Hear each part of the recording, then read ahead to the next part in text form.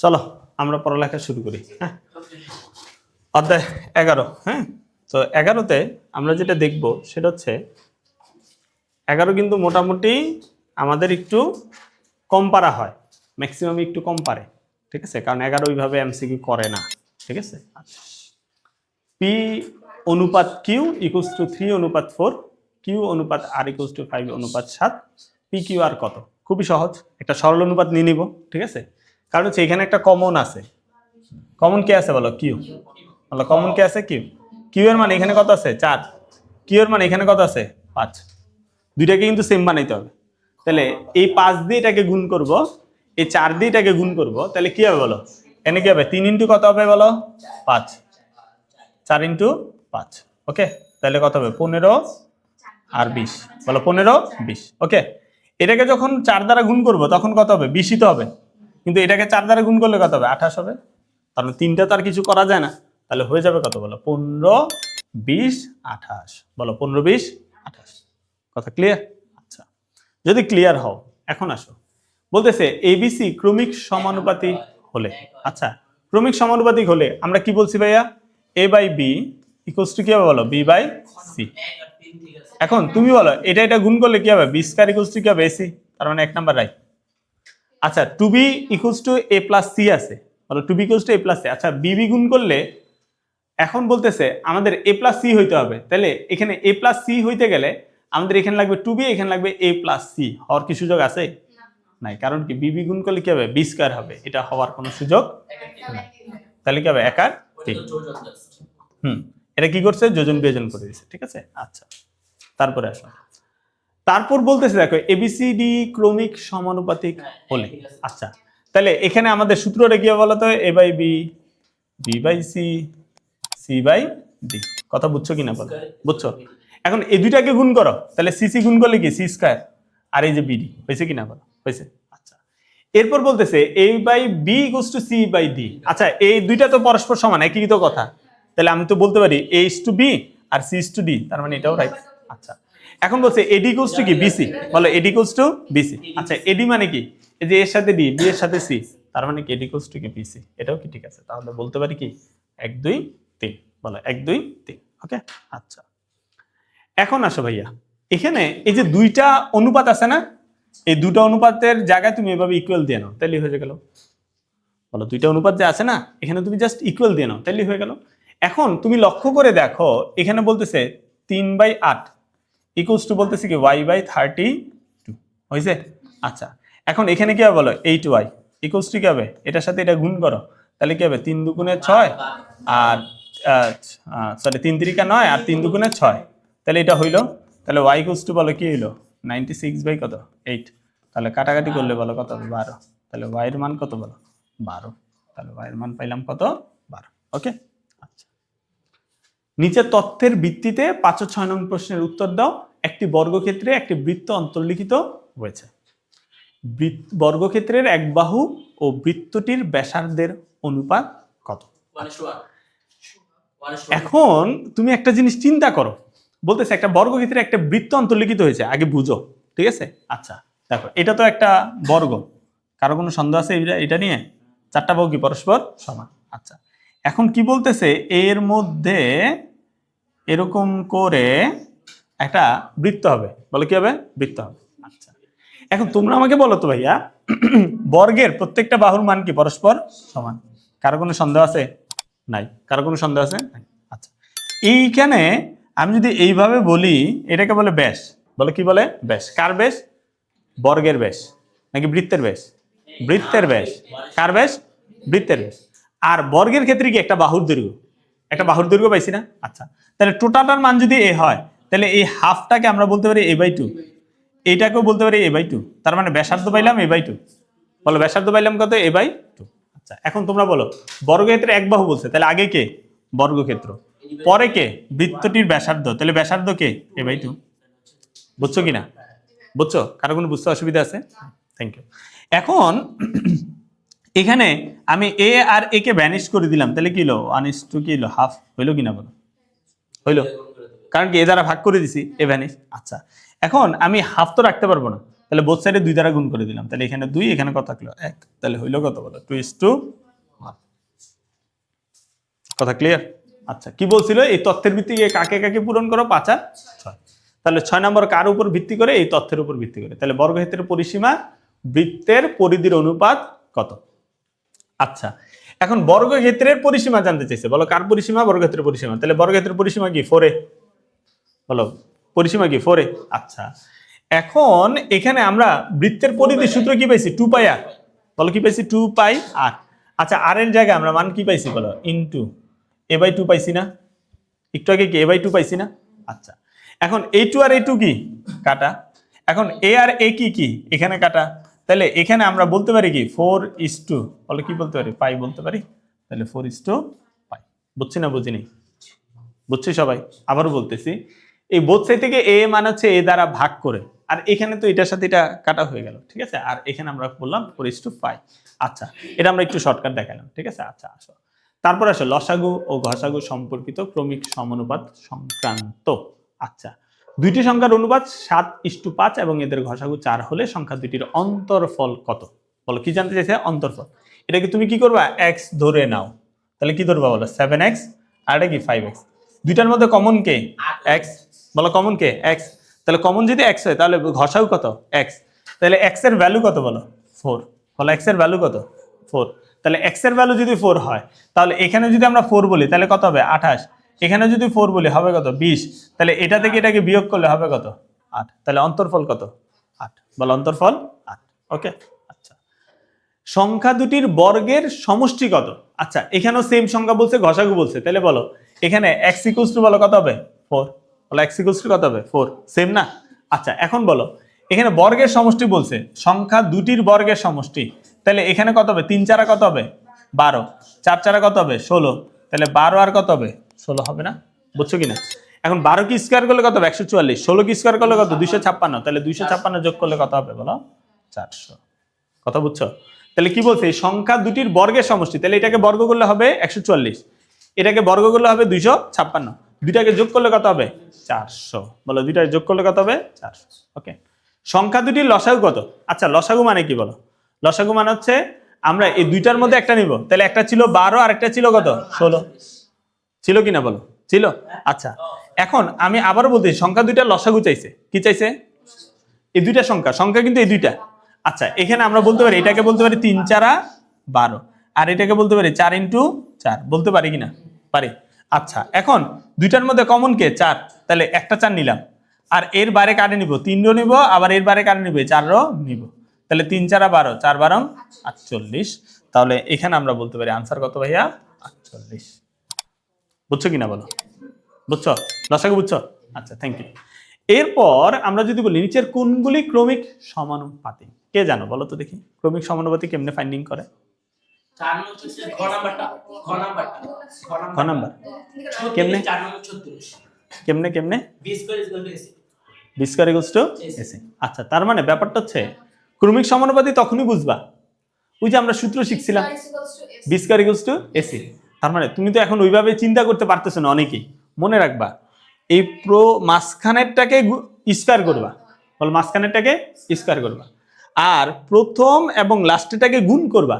যদি পরস্পর সমান হয় তাহলে সেটাই ক্রমিক সমানুপাতিক। দেখো, এটাকে স্কয়ার করলে বলা হয়েছে কত? 36 না? 6 6 36 না? আর 4 নং কত? দেখছো? আর কোনোটা কিন্তু হবে না। তাহলে কি বলছি বলো? মাঝখানেরটাকে কি করা? স্কয়ার করা। স্কয়ার করলে যে ফলাফল আসবে, আসার পরে প্রথমটা শেষটা যদি গুণ করলে সমান আসে, তাহলে সেটাকে ক্রমিক সমানুপাতিক কি বলা যাবে, অন্যথায় বলা যাবে না। বুঝছো?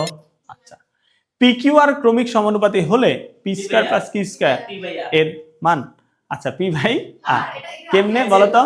আমাদের ম্যাথ ছিল, বলো কি ছিল? ম্যাথ ছিল, বইয়ের 7 ক মেবি, ঠিক আছে? তো ভাই, তোমরা যদি বুঝে থাকো তাহলে তো আমার এক্সপ্লেইন করার দরকার নেই, করবো কি এক্সপ্লেইন? আচ্ছা, তাহলে বইয়ে আমরা পাইছি এই মানটা, সেটা পাইছি কি p/r। আচ্ছা, একটি ত্রিভুজের 3টি কোণের অনুপাত 2:3:5 হলে বৃহত্তম কোণটি ক্ষুদ্রতম কোণটির কত গুণ? আচ্ছা, এখন তোমরা আগে চিন্তা করো, আমরা কিন্তু সবসময় বলছি অনুপাত মানে কি ধরবো? x। অনুপাত মানে কি ধরবো? x। তাহলে তুমি যদি x ধরো তাহলে 2x 3x 5x, তাহলে হবে কত 10x, বলো হবে কত 10x। আর কোণ মানে কত ডিগ্রি, 180 ডিগ্রি না? তিনটা কোণের যোগফল কত বলে 180 ডিগ্রি না? তাহলে হইলো কত 180 ডিগ্রি। আচ্ছা এখন ভাইয়া x ইকুয়ালস টু বলো কত হইলো 180 ডিগ্রি বাই কত 10 হইলো, তাহলে হইলো কত বলো 18 ডিগ্রি। বলো x এর মান হইলো কত 18 ডিগ্রি। কারো বুঝতে অসুবিধা আছে নাই? এখন বলছে যে ক্ষুদ্রতম কোণটা বৃহত্তম কোণের কত গুণ, এটা জানতে চাইছে না? আচ্ছা এখন ক্ষুদ্রতম মানে কি 2 আর বৃহত্তম মানে কত 5, তাহলে 18 দুগুণ হইলো কত 36, 18 দুগুণে 36 আর 5 18 কত 90, তাহলে হইলো কত 90, বলো হইলো কত 90। এখন কত বাই কত গুণ, তাহলে এখানে বলছে বৃহত্তম কোণটি ক্ষুদ্রতম কোণের কত গুণ, তাহলে হইলো কত 2/5 গুণ, বলো হইলো কত 2/5 গুণ, তাই না? আচ্ছা এই যে বৃহত্তম কোণটা ক্ষুদ্রতম কোণের কত গুণ, তাহলে কি 2/5 গুণ, ঠিক আছে? ওকে ঠিক আছে।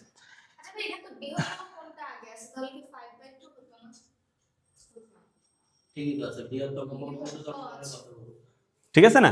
হ্যাঁ ঠিক আছে। আচ্ছা আসো বর্গক্ষেত্রে এক বাহুর পরিমাণ x একক হলে উহার পরিসীমা ও কর্ণের দৈর্ঘ্যের অনুপাত কত? আচ্ছা এখানে কি বলছে ভাই 4x, আর এখানে কি হবে √2x। সূত্র দুইটাই সূত্র মুখস্থ করতে হবে। তাহলে কি বলছে পরিসীমার সূত্র হচ্ছে 4x আর কর্ণের দৈর্ঘ্যের সূত্র কি √2x।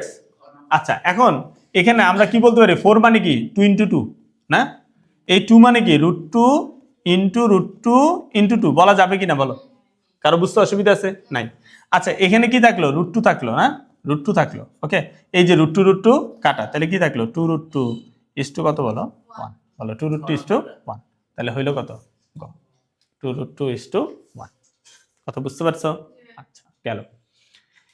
এরপর আসো এ বি সি হলে নিচের কোনটি সঠিক, উল্টায় দাও, যেটা সঠিক সেটাই রাইট, ঠিক আছে? তাহলে কি রাইট, এটা রাইট, উল্টায় দাও, শেষ কাজ শেষ, ঠিক আছে? এটাকে উল্টাও, চিন্তা করো, উল্টায় চিন্তা করো জাস্ট, ঠিক আছে? 2 3 4, এই যে 2 আছে 3 আছে 4 আছে, 2 আছে 3 আছে 4 আছে, ঠিক আছে? বিশেষ কিছু দরকার নেই।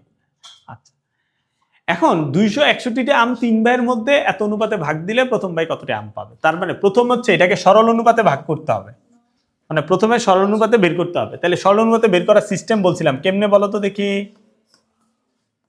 বলো বলো বলো কেমনে?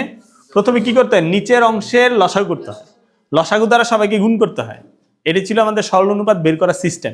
তাহলে 3 5 9 লসাগু, বলো 3 5 9 লসাগু, আমি জানি এটার আর এটার লসাগু কত 9 আর 5 তো থাকলো, তাহলে 5 9 45, তাহলে কি হইলো ভাইয়া এখানে ইনটু কত হইলো 45, এখানেও কত হবে 1/5 ইনটু কত 45, হ্যাঁ এখানে 1/9 ইনটু বলো কত 45। ওকে আচ্ছা এখন তোমরা আমাকে বলো তো এটার এটা কাটলে কত হবে 15, এটার এটা কাটলে কত হবে 9, আর এটার এটা কাটলে কত হবে 5। ওকে হইলো কিনা বলো, হয়ে গেছে না? এখন বলো প্রথম ভাই কতটা আম পাবে, প্রথমটা কি পাবে, সবাইকে যোগ করে যেটা আসবে, তাহলে সবাইকে যোগ করলে কত আসবে 29, তাহলে 29টা ভাগের কয় ভাগ পাবে প্রথম ভাই 15টা ভাগ।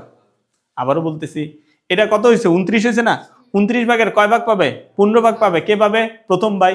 এই প্রথম ভাই কয়টা আমের মধ্যে পাবে 261টা আমের মধ্যে পাবে, বলো কয়টা আমের মধ্যে পাবে 261টা আমের মধ্যে পাবে। কথা ক্লিয়ার কিনা? তাহলে কয়টা 135টা, বলো ক্যালকুলেট করলে হবে কত 135টা। বুঝতে পারছো কিনা? আচ্ছা ঘষাগু ও সংখ্যা নির্ণয় সংক্রান্ত সেম জিনিস, অনুপাত মানে কি করা ভাগ করা, বলো অনুপাত মানে ভাগ করা। তাহলে এই যে হয়ে গেল না ভাইয়া, এবার ভাই ক্যালকুলেট করে এক্স এর মান যেটা আসবে সেটাই আসবে, বুঝছো না?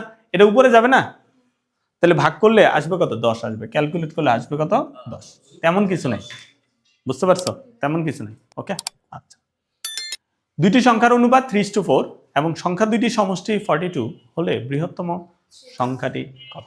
আচ্ছা তাহলে অনুপাত বলছে কত বলো 3:4, বলো অনুপাত বলছে কত 3:4, তাহলে 3x আর কি 4x পাইছি কিনা বলো। আচ্ছা সংখ্যা দুইটার সমষ্টি কত বলো 42, বলো সংখ্যা দুইটি সমষ্টি কত 42, তাহলে 7x = কত 42, আর x এর মান কত বলো 6, বলো x এর মান কত 6। এখন বলছে বৃহত্তম সংখ্যা, তাহলে এখানে বৃহত্তম সংখ্যা বলতে কি বুঝাইছো 4x বুঝাইছো না, তাহলে x এর ভ্যালু কত 6, তাহলে 4 6 কত 24, বলো 4 6 কত 24। কথা কি বুঝতে পারছো? বুঝছো? যাবো ডান। ওকে একটি আয়তক্ষেত্রের দৈর্ঘ্য 10% বৃদ্ধি এবং প্রস্থ 10% হ্রাস পেলে আয়তক্ষেত্রের ক্ষেত্রফল কত বৃদ্ধি বা হ্রাস পাবে? কেমনে বের করবা? কেমনে বের করবে? সূত্র কি শর্টকাট টেকনিক কি জানো? এটা বের করে শর্টকাট টেকনিক কি জানো? আচ্ছা শর্টকাট টেকনিক শিখো। x plus Y plus X Y by 100। বলো শর্টকাট টেকনিক কি বলো? X plus Y plus X Y by 100। X মানে হচ্ছে দৈর্ঘ্য, ওয়াই মানে হচ্ছে প্রস্থ, আর দৈর্ঘ্য প্রস্থ যতটুকু বাড়বে সেটার গুণফল ভাগ 100 দিয়ে ক্যালকুলেট করলে হয়ে যাবে। আচ্ছা এখন তুমি বলো এখানে দৈর্ঘ্য কত পার্সেন্ট বৃদ্ধি পাইছে? 10, তাহলে এক্স এর ভ্যালু হচ্ছে 10। আচ্ছা কত পার্সেন্ট হ্রাস পাইছে? 10, তাহলে ওয়াই এর ভ্যালু কত? -10। খেয়াল করো -10। আচ্ছা এখন হ্যাঁ হ্রাস হলে মাইনাস, ওকে। এখন এক্স এর ভ্যালু কত ছিল? 10, ওয়াই এর ভ্যালু কত? -10, আর এখানে কত? 100 হয়েছে। এখন আমি জানি এটার এটা কি কাটা কাটা কাটা কাটা শেষ। এখন এটা কত? -100। বলো -100 কত? 100। এখানে 100 হয়েছে, কাটো, তাহলে কত? -1। তাহলে কত পার্সেন্ট হ্রাস পাইছে? মাইনাস আসছে মানে হ্রাস পাইছে। একটু আগে তোমরা যা বলছো তাই হয়েছে কিনা বলো, হয়ে গেছে। তার মানে তোমরা পাইছো 100% হ্রাস, ঠিক আছে। তাহলে শর্টকাট টেকনিক কি বলো? X plus Y plus X Y by 100, X Y by 100। কারণ এই শর্টকাট টেকনিক শেখা থাকলে যে কোনোটায় কাজে লাগবে, সামনে আরো এরকম অনেকগুলি পাবো। P to Q equals to 3:4। পিও কিউ এর গসাগু এত, পিও কিউ এর লসাগু কত? হ্যাঁ তাহলে এখানে বলছে কত ভাইয়া? তাহলে এখানে পিও কিউ এর গসাগু কত? 5। বলো গসাগু কত? 5। আচ্ছা এখন বলছে পিও কিউ এর লসাগু কত? তাহলে এখানে বলছে পি টু কিউ 3:4। তাহলে পি এর মান কত পাইছিলা? 3। কিউ এর মান কত পাইছো? 4। কেমনে বের করবা, তাই না? এখন গসাগু কত পাইছো? 5। হয়ে গেছে না? তাহলে 16, তাহলে কত? 7। কত পাইছো? 7, ঠিক আছে। আচ্ছা গেল। দুইটি সংখ্যার অনুপাত 2:3 এবং তাদের লসাগু 24 হলে সংখ্যা দুটির ঘসাগু কত? তাহলে একটু আগে আমরা শিখছি এই যে 3 দুগুণে কত? 6, 6x ইকুয়ালস টু কত? 24। তাহলে x এর ভ্যালু কত? 4। তাহলে x এর ভ্যালু 4 হলে ঘসাগু কত? 4ই তো। কথা কি বুঝছো? কারণ কি ঘসাগু কত ছিল? x ছিল না।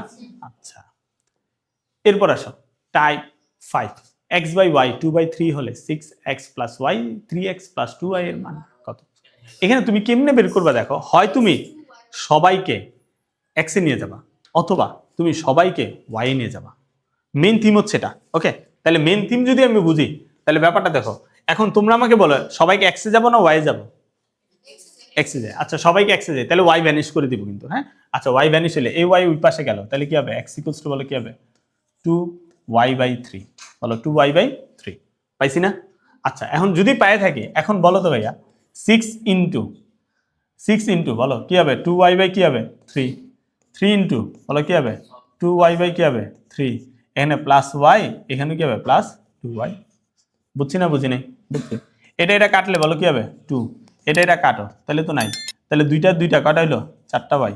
এখানে দুইটা কটা? 4টা, 4টার একটা কটা? 5টা y। তাহলে y কাইটা দাও, তাহলে কি হলো? 5/4। বুঝছো না বুঝো নাই বলো? বুঝছো আমি কি বলছি? যে কোনো একটাই যাবা, হয় x এর ভ্যালু বের করবা অথবা y এর ভ্যালু বের করবে। এখান থেকে বের করে এখানে বসায় দাও, কাজের কাজ হয়ে যাবে, ঠিক আছে। আচ্ছা এটাই শর্টকাট। আচ্ছা এরপর আসো এখানে 3m plus n, n minus m equals to 9 হলে m ইজ টু n। তার মানে ক্যালকুলেট করে আমাকে বের করতে হবে m ভাগ n এর মান। বলো কার মান বের করতে হবে? m ভাগ n। কারণ m ভাগ n পাইলে তো m ইজ টু n পাবো, এছাড়া তো পাওয়ার সুযোগ নেই। আচ্ছা এখন যদি আর গুণন করে দিই তাহলে কি হবে? 3m plus n equals to 9n minus 9m, ওকে। আচ্ছা এখন এটাকে এই পাশে নিয়ে আসো, তাহলে 3টা আর 9টা যোগ করলে কত হবে? 12টা, ঠিক আছে। এটাকে ওই পাশে নিয়ে যাও, তাহলে কত হবে? 8টা হবে না? বুঝছো কিনা? কারণ আমার উদ্দেশ্য কারে? আমার উদ্দেশ্য হচ্ছে m/n রে লাগবে, তাহলে 8/12 লাগবে না ভাইয়া? বুঝছো কিনা? কারণ কি এই ভাগ আকারে পাইছি মানে কি এই অনুপাত আকারে বসানো যাবে।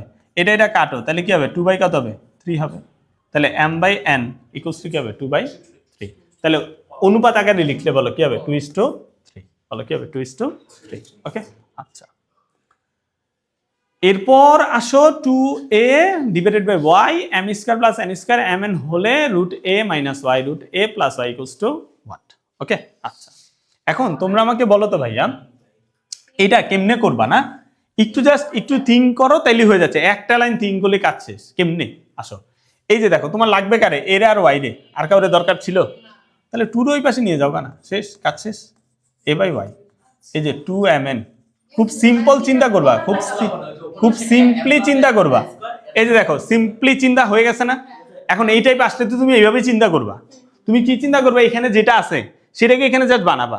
তো বানাই নিছি, এবার যারে যারে ওই পাশে সরানো লাগবে সরাই দিল। আচ্ছা সরাইছি।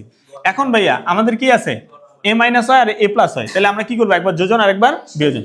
তাহলে a plus Y a minus Y, যোজন বিয়োজন করলাম। হ্যাঁ, তাহলে কি হলো, m square plus n square plus 2mn।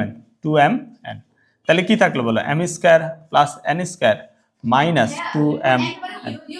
Okay, একই কথাই আমরা এখন কি করবো, এখানে সূত্র লিখে এখন উল্টাই দেবো। দ্যাটস ইট, আমাদের তো আর কোনো কাজ নেই এখানে। আচ্ছা এখন সূত্র লিখবো, সূত্র লিখলে বলো কি হবে, a plus B whole square. বলো কি হবে, a plus B whole square. আর এখানে বলো কি হবে, a minus B whole square. হয়েছে কিনা বলো, হয়েছে। এখন আমরা স্কয়ার উল্টে লিখে হবে, রুট হবে না, একবার উল্টাই দেবো। তাহলে উল্টাইলে কি হবে বলো, m মাইনাস n কোথায় যাবে, উপরে, m প্লাস n কোথায় যাবে, নিচে। আর এখানে এই যে root over a minus Y, আর রুট ওভার বলো কি হবে, a প্লাস ওয়াই। তাহলে এটাই আনসার। তাহলে আমাদের কি বলবো, m minus n divided by m plus. কথা কি বুঝতে পারছো? শেষ, দ্যাটস ইট। তাহলে চিন্তাটা বুঝছো কিনা? এখানে জাস্ট থিঙ্ক ট্যাঙ্কটা সাজানো। আমরা তো কখনোই এটা বলতে পারবো না এটা শিখছি মানে এটাই আসবে আমাদের পরীক্ষায়। আমাদের চিন্তাটাকে ডেভেলপ করা, যে এইটা আসলে এইভাবে আমরা আগাবো, দ্যাটস ইট। ঠিক আছে, এরপর আসো, ত্রিভুজটি 3 কোণের অনুপাত এত হলে বৃহত্তর ও ক্ষুদ্রতম কোণের পার্থক্য কত? একটু আগে বলছিলাম আমরা কি করব, এই x দ্বারা করব। হ্যাঁ, তাহলে x দ্বারা করলে 3টা 4টা কয়টা, 7টা 5টা কয়টা, 12টা। তাহলে 12x ইকুয়ালস টু বলো কত হবে, 180 ডিগ্রি। পাইছি কিনা বলো, 180 ডিগ্রি। তাহলে x এর ভ্যালু কত বলো, 15 ডিগ্রি। তাহলে x এর ভ্যালু যদি 15 ডিগ্রি হয়, তাহলে 3x, তাহলে মানে 3 15 কত, 45। 5x 75 থেকে 45কে বাদ দিলে হবে কত বলো, 30। বলো হবে কত, 30। ওকে, তাহলে পার্থক্য কত, 30। ওকে, আচ্ছা। একটি বর্গের বাহুকে 3 গুণ করা হলে পরবর্তীত ক্ষেত্রফল পূর্বাপেক্ষা কত গুণ বৃদ্ধি পাবে? 8 গুণ বৃদ্ধি পাবে। বলো কয় গুণ বৃদ্ধি পাবে? 8 গুণ। বলছে দেখো পরবর্তীত ক্ষেত্রফল পূর্বাপেক্ষা কত গুণ বৃদ্ধি পাবে, মানে পূর্বের অপেক্ষা কত গুণ। তাহলে যখন একবার ছিল তখন তো x স্কয়ার হয়েছে নাকি, এখন তুমি 3 বার গুণ করছো, তাহলে কি 3x হয়েছে না? তাহলে স্কয়ার করলে বলো কত হয়েছে, 9x স্কয়ার হয়েছে না? তাহলে আগেরটা থেকে কয়টা, আগে একটা ছিল না, তাহলে কত হইলো, 8x স্কয়ার হইলো না? তাহলে কয় গুণ বৃদ্ধি পাইছে, 8 গুণ বৃদ্ধি পাইছে। ঠিক আছে, এখানেও কিন্তু বলেই দিছি স্পষ্ট করে, পূর্বাপেক্ষা কত গুণ বৃদ্ধি পাবে, পূর্বের অপেক্ষা কত গুণ বৃদ্ধি পাবে। তাহলে কয় গুণ বৃদ্ধি পাবে, 8 গুণ বৃদ্ধি পাবে। একটি আয়তক্ষেত্রের দৈর্ঘ্য 20% প্রস্থ 10% হ্রাস পেলে আয়তক্ষেত্রের ক্ষেত্রফল কত হ্রাস বা বৃদ্ধি পাবে? একটু আগে শিখেছি, বলো কি শিখেছি, x plus Y plus X Y by 100। বলো এক্স ওয়াই বাই 100। এবার তোমরা আমাকে বলো এই আয়তক্ষেত্রের দৈর্ঘ্য কত পার্সেন্ট বৃদ্ধি, 20%। তাহলে 20% বৃদ্ধি মানে কি, এখানে কি 20, আর 10% হ্রাস মানে কি -10। ওকে, এখানে বলো কি হবে, 20 ইন্টু বলো কত হবে, -10, আর এখানে কত, 100। ওকে, আচ্ছা এটা থেকে এটা করলে কত আসবে, 10। আচ্ছা এখানে কত, 100, আর এখানে কত, -200। বলো -200। হ্যাঁ, এটা কাটা, তাহলে কি হবে, -2, তাহলে কি হবে 8%। তাহলে 8% হ্রাস না বৃদ্ধি, বৃদ্ধি। প্লাসের মান আসলে সবসময় কি পাবে, বৃদ্ধি পাবে। বলো প্লাসের মান আসলে কি পাবে, বৃদ্ধি পাবে। ভাই শর্টকাটটা মনে রেখো, এটা কিন্তু একটা এমসিকিউ কমন পাবা ইনশাআল্লাহ। ঠিক আছে, শর্টকাটটা মনে রেখো। শর্টকাট কি বলো, x plus Y plus X Y by 100, x plus Y plus X Y by 100। ঠিক আছে, আচ্ছা এরপর আসে, যদি কোনো বর্গক্ষেত্রের প্রত্যেক বাহুর দৈর্ঘ্য 20% বৃদ্ধি পায় তবে ক্ষেত্রফল কত শতকরা কত ভাগ বৃদ্ধি পাবে? বলো কি বলছে, এখন বলছে কি প্রত্যেক বাহুর দৈর্ঘ্য, এটা কি বলছে, বর্গক্ষেত্র। বলো কি বলছে, বর্গক্ষেত্র। তাহলে শর্টকাট টেকনিক কি শিখছো, x plus Y plus X Y by 100। আচ্ছা তাহলে কত পার্সেন্ট বৃদ্ধি পেয়েছে, 20। তাহলে দৈর্ঘ্য কত, 20, প্রস্থ কত, 20। কারণ বর্গের কি চারটা বাহু কি পরস্পর সমান না, তখন আমরা কি করি, দৈর্ঘ্যের দিক থেকে একবার ধরি, প্রস্থের দিক থেকে একবার ধরি না, এভাবে ধরি কি আমরা সবসময় ম্যাথ করি না। ঠিক আছে, তাহলে 20 এখানে কত বলো, 20 ইন্টু 20 ডিভাইডেড বাই কত, 100। বলো ডিভাইডেড বাই কত, 100। ঠিক আছে, তাহলে ডিভাইডেড বাই যদি 100 হয় তাহলে এখানে বলো কি হবে আমাদের, তাহলে এখানে আমরা কি করতে পারবো বলো, এখানে আমরা করতে পারবো 40। বলো কি করতে পারবো, 40। তাহলে এখানে 40 যোগ এখানে কত আছে, 2 দুগুণে কত, 400 বাই 100। তাহলে এখানে কাটাকাটি করো, তাহলে কত হবে, 4 হবে। বলো 40 যোগ কত হবে, 4, তাহলে হবে কত, 44। তাহলে কত ভাগ শতকরা বৃদ্ধি পায়, 44 ভাগ কি শতকরা কি বৃদ্ধি পায়। ওকে, একটি বর্গের বাহুর দৈর্ঘ্য 80 মিটার এবং প্রত্যেক বাহুর দৈর্ঘ্য 10 মিটার বাড়ালে, কয় মিটার বাড়ালে? 10 মিটার বাড়ালে। আচ্ছা ভাই 10 মিটার যদি বাড়ায়, 80 এর 10 মিটার কয় মিটার? 8 মিটার। তাহলে 10 মিটার বেড়ে 88 হবে, এটা নিয়ে কোনো সন্দেহ নাই। এখন 21% বাড়বে কি বাড়বে না সেটার পদ্ধতি কেমনে? ওই যে একটু আগে দেখাইছি সেভাবে তুমি চিন্তা করো, তাহলে হলো তাহলে বর্গের বাহুর দৈর্ঘ্য তাহলে কত হবে? 20 যোগ 20 ইন্টু 20/100। কথা ঠিক আছে না ভাইয়া? আচ্ছা এখন ভাইয়া এখন এখানে বলতেছে এর ক্ষেত্রফল বাড়বে 21%, তাহলে এটা থেকে এটা কাটলে কত হবে? 4, আর এখানে কত হবে? 40। তাহলে হওয়ার কথা ছিল কত? 44%। তাহলে এটা হওয়ার সুযোগ নাই। যেহেতু এটা হওয়ার সুযোগ নেই, তার মানে কি? ও আচ্ছা আচ্ছা আচ্ছা, সরি, এখানে 10 এখানে 10, আমি 20 লিখতেছি কেন? এখানে 10 এখানে 10, তাহলে এখানে কত? 20, এখানে কত? 1, তাহলে এটা হবে 21। ওকে, তাহলে 1 আর 2 রাইট, 1 আর 2 রাইট। এখন কর্ণের দৈর্ঘ্য বাড়বে 10√2। আচ্ছা এখন তোমরা দেখো ওই যে √2 ওরা বলে ফেলছে, কেমনে বলছে দেখো, এখানে যখন কর্ণ ছিল, এই যে কর্ণের সূত্র কি? √2a, √2a। আচ্ছা একটু আগে ছিল 80, তাহলে কি হবে? 80√2। তারপর হয়েছে 88, তাহলে কি হবে? 88√2। তাহলে এটা থেকে যদি এটাকে বাদ দেই তাহলে হওয়ার কথা ছিল কত? 8√2, কিন্তু আছে কত? 10√2, তার মানে কি হবে না। ওকে, আচ্ছা চা ও চিনির অনুপাত 27:3 হলে মিশ্রণ ও চায়ের অনুপাত শতকরা কত? আচ্ছা এখন বলছে মিশ্রণের চায়ের পরিমাণ শতকরা কত? চায়ের পরিমাণ বলছে, চা মানে কত? 7 ভাগ, তার মানে 70 ভাগ। চিনির পরিমাণ কত? 3 ভাগ, তার মানে কত? 30 ভাগ। তাহলে এখানে কত হবে বলো? 70 ভাগ। ঠিক আছে। আচ্ছা একটি ঘড়ি 30% ক্ষতিতে বিক্রয় করা হলো, এর ক্রয় মূল্য বিক্রয় মূল্যের অনুপাত কোনটি? আচ্ছা 30% ক্ষতিতে বিক্রি করছে, কয় পার্সেন্ট ক্ষতি? 30% ক্ষতি। তাহলে ক্রয় মূল্য কত? 100, আর বিক্রয় মূল্য কত? 70। ঠিক আছে, কথা কি বুঝতে পারছো? তাহলে এর মাধ্যমে এই চ্যাপ্টার কমপ্লিট। ওকে।